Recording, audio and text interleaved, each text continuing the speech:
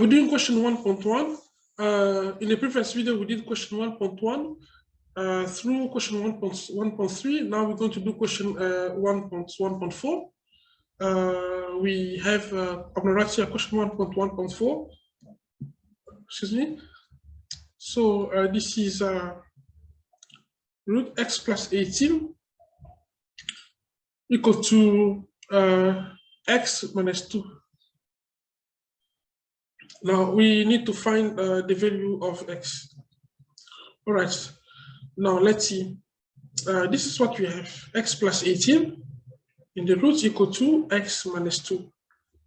To solve this, we need to get rid of the radical sign. Okay. What can help us to get rid of the radical sign, the square root here, is when we raise the left-hand side to the power of 2. But when we do that on the left-hand side, we must also do the same thing on the right-hand side, okay, to make our equation to the same, okay, to keep the equation the same. So I use I set the power of 2 because the power of 2 will cancel the radical sign, and then we will be left with x plus 18, okay, and then x minus 2 can be written as x minus 2 times x minus 2. Now note that it is important to do not do this x squared minus 4, okay, x squared minus 4. This is wrong, okay. So we just have to expand like that, so that we make x plus 18 equal to x times x makes x squared, x times negative 2 makes negative 2x, negative 2 times x makes negative 2x, negative 2 times 2 makes positive 4. Now we can move whatever we have on the left-hand side to the right-hand side. So that makes, it's going to be 0. That makes x squared minus 2x minus 2x plus 4 minus x minus 18. And then we can now combine like terms. 0 will be equal to x squared. We have x squared there. And then we can take now the terms that end with x. Okay, negative 2, and negative x, that makes negative 5x. And then positive 4 and negative 18 will make negative 14.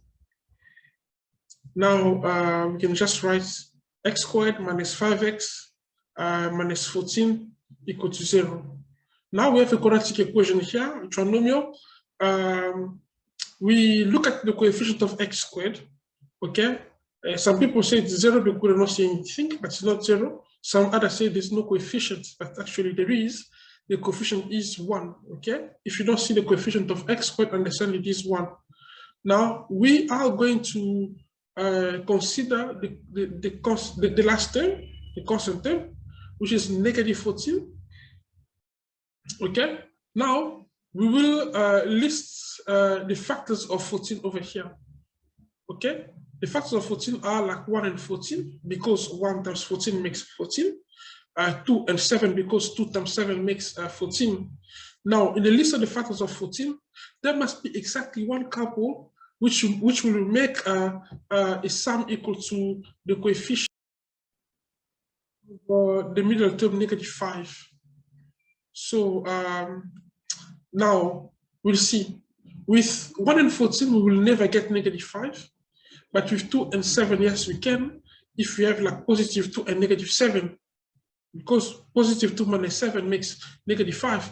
And of course, 2 times negative 7 makes negative 14, take negative 14. Then over here, we can just put x in the bracket like that. Okay, we put x in the bracket when the coefficient of x squared is just 1. We can place in x in the bracket, and then we take negative 14, we list the factors of 14. They are as they are, okay? The sum that can make negative 5 is negative 2 minus 7. So over here, we will place in, positive 2 minus 7. Positive 2 minus 7 equal to 0. Now, remember the law of multiplication. In this situation, we're going to make x plus 2 equal to 0, or x minus 7 equal to 0. Now, if we move the positive 2 over, we get x is equal to negative 2, or x equal to 7. Now we can say this is the solution of the equation. Not yet. hold on a minute.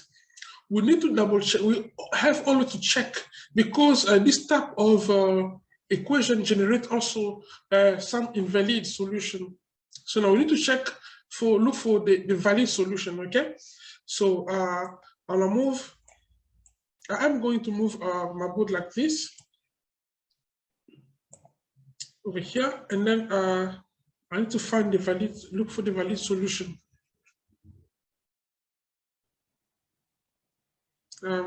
Let's just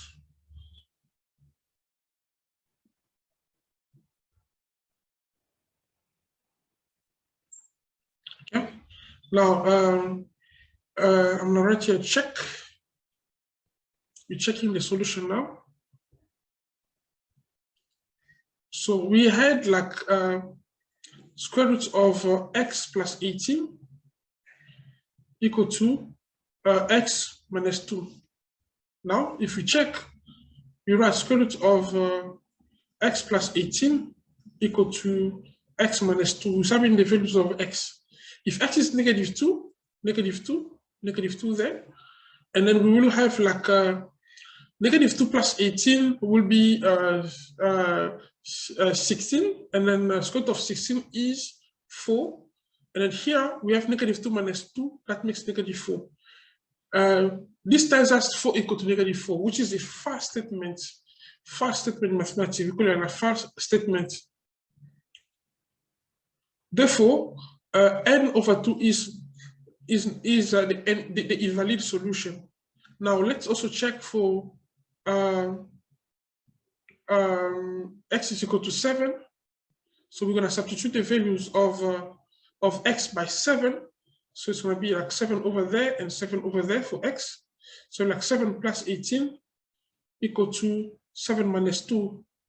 Now 7 plus 18 is 25, and root 25 is 5. And then 7 minus 2 is 5. So this is a true statement, okay? We call this true statement.